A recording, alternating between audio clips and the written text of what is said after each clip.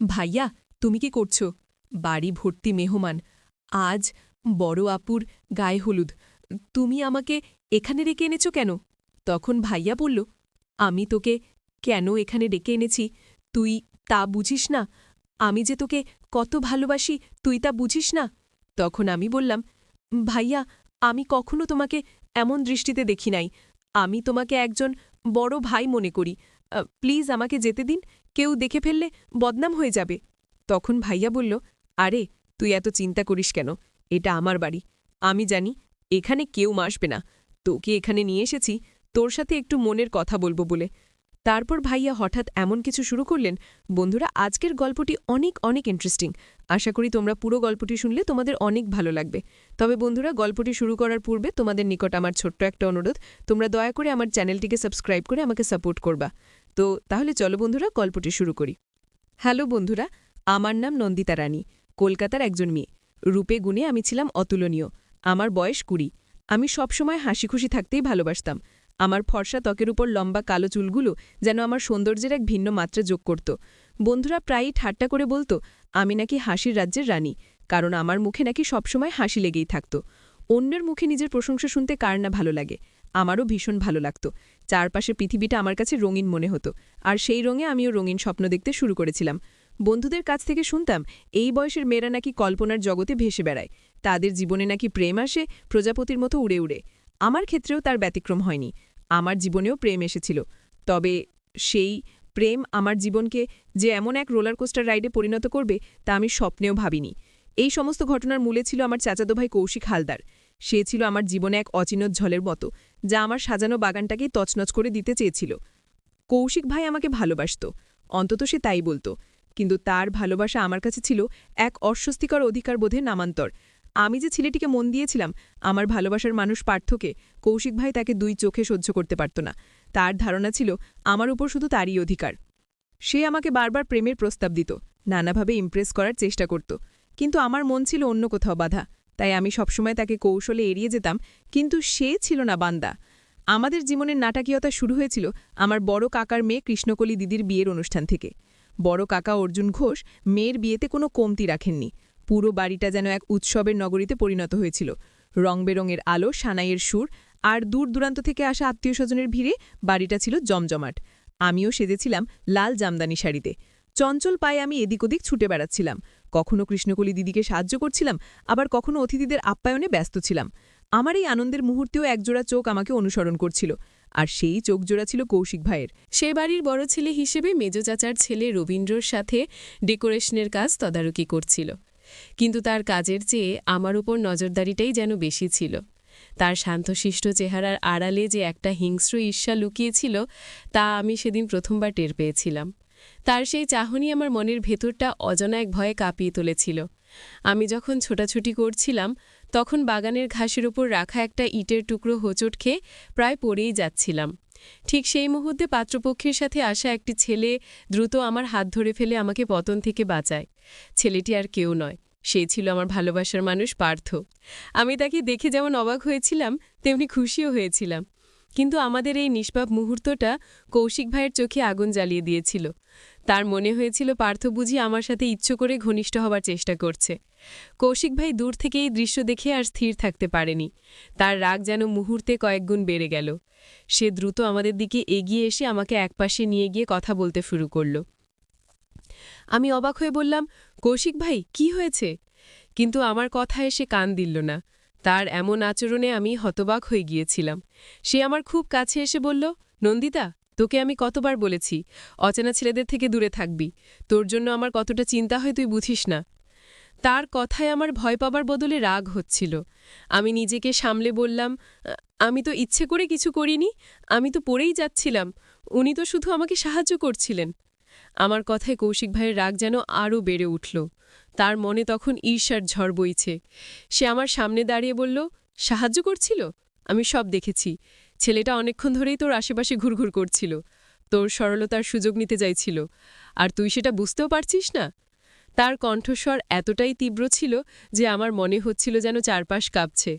আমি তাকে বোঝানোর চেষ্টা করলাম, বললাম যে সে যা ভাবছে তা সত্যি নয়, কিন্তু আমার কোনো কথাই তার কানে ঢুকছিল না। সে আরও বলল, তোর এই রূপ, তোর এই হাসি, সব শুধু আমার জন্য। অন্য কোনো পুরুষ তোর দিকে এভাবে তাকাবে, এটা আমি সহ্য করতে পারবো না। তুই শুধু আমার নন্দিতা, শুধু আমার। তার চোখের মধ্যে যে অধিকারবোধ আমি দেখেছিলাম, তা ভালোবাসার চেয়ে বেশি ছিল, এক ধরনের চিন্তার প্রকাশ। আমি বুঝতে পারছিলাম এই মানুষটির কাছ থেকে আমার মুক্তি পাওয়া সহজ হবে না। তার ভালোবাসা আমার জন্য আশীর্বাদ নয়, বরং এক অস্বস্তির কারণ হয়ে দাঁড়িয়েছিল। আমি নিজেকে সামলে বললাম, ভাইয়া, তুমি যা ভাবছো তা ভুল, আর ভালোবাসা জোর করে হয় না। আমার এই কথা শুনে সে যেন আরও অস্থির হয়ে গেল। সে বলল, ভুল? আমি কোনো ভুল ভাবছি না, আর ভালোবাসা আমি আদায় করে নিতে জানি। আজ থেকে তুই আমার নজরে থাকবি, দেখব কোন ছেলে তোর দিকে চোখ তুলে তাকায়। তার এই কথায় আমি সেদিন সত্যিই চিন্তিত হয়েছিলাম। আমি বুঝতে পারছিলাম সামনে আমার জন্য খুব কঠিন সময় অপেক্ষা করছে। বিয়েবাড়ির কোলাহলের মধ্যে এই ঘটনাটা চাপা পড়ে গেলেও আমার মনের মধ্যে একটা গভীর ছাপ রেখে গিয়েছিল। আমি সারাক্ষণ এক অজানা অস্বস্তিতে থাকতাম। কৌশিক ভাই সত্যি সত্যি আমার উপর কড়া নজর রাখতে শুরু করেছিল। আমি বাড়ির বাইরে গেলে সেও পিছু নিত। আমি কারো সাথে ফোনে কথা বলে আড়ি পেতে শোনার চেষ্টা করত। তার এই আচরণে আমার জীবনটা অস্বস্তিকর হয়ে উঠেছিল। আমি যেন নিজের বাড়িতেই এক সীমাবদ্ধতার মধ্যে থাকতাম, যার ডানা আছে কিন্তু স্বাধীনতা কম। এরই মধ্যে যে ছেলেটি অর্থাৎ পার্থ আমাকে সাহায্য করেছিল, সে বারবার আমার সাথে কথা বলার সুযোগ খুঁজছিল। আমি দূর থেকে দেখতাম সে আমার দিকে তাকিয়ে আছে, কিন্তু কৌশিক ভাইয়ের চিন্তার কারণে আমি তার সাথে কথা বলতে পারতাম না। ছেলেটিকে দেখতে যেমন সুন্দর ছিল, তেমনি তার আচরণ ছিল ভদ্র ও মার্জিত। তার চোখের মধ্যে আমি এক ধরনের আকর্ষণ দেখতে পেতাম, যা আমার মনকে ছুঁয়ে যেত।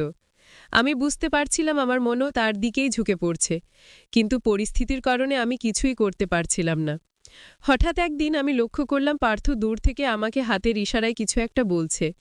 আমি তার ইশারা অনুসরণ করে বুঝতে পারলাম সে বাগানের এক কোণে একটা বড় আম গাছের নিচে আমার জন্য কিছু একটা রেখে যাওয়ার কথা বলছে। আমার মনের ভেতরটা উত্তেজনায় ধকধক করতে লাগলো। সে কি রাখতে পারে, এটা ভাবতেই আমি অধৈর্য হয়ে উঠছিলাম। আমি সুযোগের অপেক্ষায় থাকলাম, কখন সবাই অন্যমনস্ক হবে আর আমি সেখানে যেতে পারব। বিয়েবাড়ির সব অনুষ্ঠান শেষ হওয়ার পর যখন সবাই ক্লান্ত হয়ে এদিক ওদিক বিশ্রাম নিচ্ছিল, আমি চুপি চুপি সেই আম গাছটার নিচে গেলাম। চারদিকে তাকিয়ে দেখলাম কেউ আমাকে দেখছে কিনা। তারপর নিচু হয়ে দেখলাম সেখানে একটা সুন্দর ভিজিটিং কার্ড পড়ে আছে। আমি কাঁপা কাঁপা হাতে কার্ডটা তুলে নিলাম। কার্ডের ওপর নাম লেখা ছিল পার্থ মজুমদার, আর কার্ডের ঠিক পেছনেই গোটা গোটা অক্ষরে লেখা ছিল, রানী, আমি তোমাকে ভালোবাসি। এই লেখাটা পড়েই আমার সারা শরীরে যেন একটা আনন্দের অনুভূতি ছড়িয়ে পড়ল। আমি অবাক হয়ে ভাবতে লাগলাম, ও আমার নামটা কিভাবে জানো? হয়তো কৃষ্ণকলি দিদির কাছে শুনেছে। সেই রাতে যখন সবাই গভীর ঘুমে আচ্ছন্ন, আমি আমার ঘরের দরজা বন্ধ করে কাঁপা কাঁপা হাতে সেই নম্বরে ফোন দিলাম। ফোনের ওপাশ থেকে হ্যালো শোনার সাথে সাথেই পার্থর কণ্ঠস্বরটা আমি চিনে ফেললাম। আমার ফোন পেয়ে সেজন্য আনন্দে আত্মহারা হয়ে গিয়েছিল। আর এভাবেই শুরু হয়েছিল আমাদের এক নতুন অধ্যায়, এক গোপন প্রেমের গল্প। পার্থর সাথে আমার প্রথম ফোন আলাপটি ছিল ভীষণ সংক্ষিপ্ত, কিন্তু আবেগময়। আমরা দুজনেই যেন কথা বলার ভাষা হারিয়ে ফেলেছিলাম। বেশিরভাগ সময় নীরবতা আমাদের হয়ে কথা বলছিল। পার্থ আমাকে জানিয়েছিল যে সে কৃষ্ণকলি দিদির নন্দের ভাসুরের ছেলে, এবং বিয়ের অনেক আগে থেকেই সে আমার ছবি দেখে আমাকে পছন্দ করত। বিয়েবাড়িতে আমাকে সামনাসামনি দেখে তার অনুভূতি আরও তীব্র হয়েছিল। তার প্রতিটি কথা আমার হৃদয়ে যেন এক শীতল বাতাসের মতো প্রশান্তি এনে দিচ্ছিল। কৌশিক ভাইয়ের তৈরি করা অস্বস্তির পরিবেশ থেকে বেরিয়ে এসে এইটুকু আলাপই আমার কাছে ছিল অক্সিজেনের মতো। আমাদের এই গোপন আলাপচারিতা ধীরে ধীরে বাড়তে থাকল। দিনের শেষে যখন পুরো পৃথিবী ঘুমিয়ে পড়ত, তখন আমাদের পৃথিবীটা জেগে উঠত। আমরা ঘন্টার পর ঘন্টা ফোনে কথা বলতাম। পার্থর সাথে কথা বলে আমি বুঝতে পারছিলাম ভালোবাসা কতটা সুন্দর এবং শ্রদ্ধাপূর্ণ হতে পারে। সে কখনো আমার উপর কোনো কিছু চাপিয়ে দেওয়ার চেষ্টা করত না, বরং আমার মতামতকে সম্মান করত। তার সাথে কথা বলে আমি আমার আত্মবিশ্বাস ফিরে পাচ্ছিলাম, যা কৌশিক ভাইয়ের কারণে আমি হারাতে বসেছিলাম। আমাদের সম্পর্কটা শুধু ফোনেই সীমাবদ্ধ ছিল না, আমরা মাঝে মাঝে লুকিয়ে দেখা করার পরিকল্পনা করতাম। আমাদের প্রথম দেখা হয়েছিল কলকাতার এক বিখ্যাত বইয়ের দোকানে। আমি কলেজ যাওয়ার নাম করে বাড়ি থেকে বেরিয়েছিলাম। বইয়ের দোকানের সেই নিরিবিলি পরিবেশে আমরা একে অপরের দিকে তাকিয়েছিলাম, যেন যুগ যুগ ধরে একে অপরকে চিনি। পার্থ আমার জন্য একগুচ্ছ রজনীগন্ধা ফুল এনেছিল। তার এই ছোট ছোট ভাবনাগুলো আমার মনকে আরও বেশি করে তার দিকে টেনে নিচ্ছিল। এরপর থেকে আমাদের দেখা করার পর্ব চলতেই থাকলো। কখনো আমরা গঙ্গার ঘাটে বসে সূর্যাস্ত দেখতাম, কখনো বা ভিক্টোরিয়া মেমোরিয়ালের সামনে দাঁড়িয়ে ভবিষ্যৎ নিয়ে রঙিন স্বপ্ন বুনতাম। পার্থর হাঁটার সময় আমার মনে হতো আমি পৃথিবীর সবচেয়ে সুখী মেয়ে। সে আমাকে জীবনের ইতিবাচক দিকগুলো দেখতে শিখিয়েছিল। তার সঙ্গ আমার জন্য এক নতুন দিগন্ত উন্মোচন করে দিয়েছিল। আমি অনুভব করতাম এই মানুষটির সাথে আমি সারা জীবন কাটিয়ে দিতে পারবো। কিন্তু আমার এই সুখ বেশিদিন স্থায়ী হলো না। আমি জানতাম কৌশিক ভাই সবসময় আমার ওপর নজর রাখছে, তাই আমি খুব সাবধানে থাকতাম। কিন্তু ভাগ্য হয়তো আমাদের পক্ষে ছিল না। একদিন আমি আর পার্থ শহরের এক জনপ্রিয় কফি হাউসে বসে কফি খাচ্ছিলাম আর আমাদের ভবিষ্যৎ নিয়ে আলোচনা করছিলাম। আমরা এতটাই মগ্ন ছিলাম যে বাইরের জগৎ সম্পর্কে আমাদের কোনো খেয়ালই ছিল না। আর এটাই ছিল আমাদের সবচেয়ে বড় ভুল। হঠাৎ করে আমি আমার সামনে এক পরিচিত ছায়ামূর্তি দেখে চমকে উঠলাম। আমার শিরদাঁড়া দিয়ে একটা ঠান্ডা স্রোত বয়ে গেল। আমি ভয়ে ভয়ে চোখ তুলে তাকাতেই দেখলাম আমাদের টেবিলের সামনে দাঁড়িয়ে আছে কৌশিক ভাই। তার চোখ দুটো রাগে লাল হয়ে জ্বলছিল, চোয়াল শক্ত হয়েছিল। সে বিশ্বাসই করতে পারছিল না যে আমি তার নজরদারি এড়িয়ে পার্থর সাথে দেখা করছি। সেই মুহূর্তে আমার মনে হয়েছিল মাটি ফাঁক হয়ে যাক আর আমি তার মধ্যে ঢুকে যাই। কৌশিক ভাই কোনো কথা না বলে সরাসরি পার্থর দিকে এগিয়ে গিয়ে তাকে তীব্রভাবে ধমক দিতে লাগলো। সে চিৎকার করে বলতে লাগলো, তোর এত বড় সাহস! তুই আমার নন্দিতার সাথে এখানে বসে প্রেম করছিস? আমি তোকে এখান থেকে যেতে বলছি। আমি দৌড়ে গিয়ে তাদের মাঝখানে দাঁড়ালাম এবং কৌশিক ভাইকে শান্ত করার চেষ্টা করলাম। কিন্তু তার রাগের কাছে আমার প্রচেষ্টা ছিল খুবই সামান্য। কফি হাউজের সমস্ত লোক আমাদের দিকে তাকিয়েছিল, যা পরিস্থিতিকে আরও অস্বস্তিকর করে তুলেছিল। কৌশিক ভাই পার্থকে একপাশে সরিয়ে দিয়ে আমার হাতটা ধরে কফি হাউজের বাইরে নিয়ে এলো। আমি কাঁদতে কাঁদতে বলছিলাম, ভাইয়া প্লিজ এমন করো না, সবাই দেখছে। কিন্তু সে আমার কোনো কথাই শুনছিল না।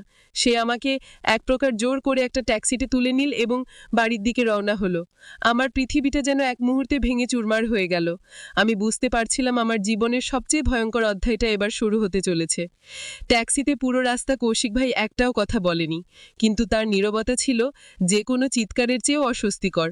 তার শক্ত করে ধরে রাখা হাতের চাপে আমার হাত অস্বস্তিকর ছিল, কিন্তু শারীরিক অস্বস্তির চেয়ে মানসিক চিন্তাই ছিল অনেক বেশি। আমি বুঝতে পারছিলাম বাড়িতে পৌঁছানোর পর কী ধরনের আলোচনা আমার জন্য অপেক্ষা করছে। আমি মনে মনে ঈশ্বরকে ডাকছিলাম যেন কোনোভাবে এই পরিস্থিতি থেকে রক্ষা পাই। আমি তাকে বারবার অনুরোধ করছিলাম, ভাইয়া প্লিজ বাড়িতে এসব নিয়ে কিছু বলো না, বাবা মা খুব চিন্তায় পড়বে। আমার অনুনয় বিনয় তার কঠিন মনকে গলাতে পারল না। সে আমার দিকে তাকিয়ে গম্ভীর গলায় বলল, বলবো না মানে? আজকেই সব কিছুর একটা সমাধান হবে। তুই আমার পরিবারের অংশ।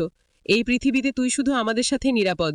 আমি তোকে ছোটবেলা থেকে দেখে আসছি, আর তুই কিনা ওই ছেলের সাথে ঘুরে বেড়াচ্ছিস? তার কথায় ভালোবাসা নয়, ছিল তীব্র অসন্তোষ। আমি চোখের জল ফেলতে ফেলতে বললাম, ভাইয়া দেখো, ভালোবাসা দুটো মনের ব্যাপার, এখানে জোর খাটানো যায় না। আমি তোমাকে সবসময় বড় ভাইয়ের মতো সম্মান করি, কিন্তু ভালোবাসার চোখে কখনো দেখিনি। আমার এই কথা শুনে সে যেন আরও অস্থির হয়ে গেল। ট্যাক্সিটা বাড়ির সামনে থামতেই সে আমাকে জোর করে ভেতরে নিয়ে গেল।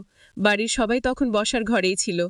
আমাকে ওই অবস্থায় দেখে আর কৌশিক ভাইয়ের অস্থির চেহারা দেখে সবাই অবাক হয়ে গেল। মা দৌড়ে এসে বললেন, কি হয়েছে রে কৌশিক? নন্দিতার কি হয়েছে? ও এভাবে কাঁদছে কেন? কৌশিক ভাই আমার হাতটা ছেড়ে দিয়ে একটা গম্ভীর হাসি হেসে বলল, কি হয়েছে কাকিমা, তোমার মেয়েকে জিজ্ঞেস করো, সে কি করে বেড়াচ্ছে। তার কথায় বাবাও এগিয়ে এলেন। তিনি গম্ভীর গলায় বললেন, কি বলতে চাস তুই? পরিষ্কার করে বল। কৌশিক ভাই তখন নাটকীয়ভাবে বলতে শুরু করলো, কাকা আমি আজ নন্দিতাকে একটা কফি শপে একটা ছেলের সাথে দেখেছি। ও আমাদের পরিবারের কথা না ভেবে এমন করছে। দেখেছি শব্দটা শুনে আমার মাথা ঘুরে গেল।